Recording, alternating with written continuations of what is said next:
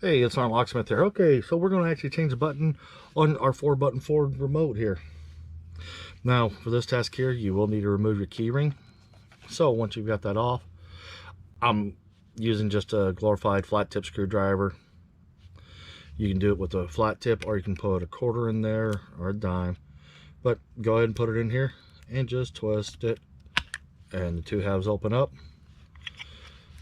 The back cover, little rubber gasket, popped out and brought the battery out with it.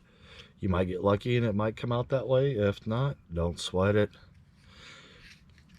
This is your CR2032 battery. When you put it in, you'll push inwards and down.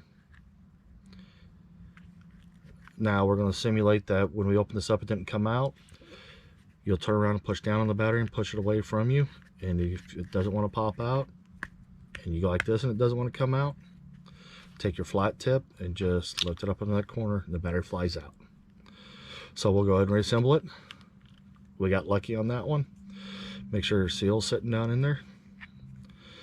Take and flip your remote over and go ahead and snap it back together. Hey, notice you're done. Hey, thanks again for watching. If you would, give us a thumbs up if this video helped you. Go ahead and check out some of our other videos. We've got our 1500 remote videos alone. We do have a lot of videos for your do-it-yourselfers, basic locksmithing, and if you want to do some improvements on your house with your locks, we've got videos for it and videos being made, whether or not to hire a locksmith or it's something you can do. Thanks again for watching. Let's be safe out there.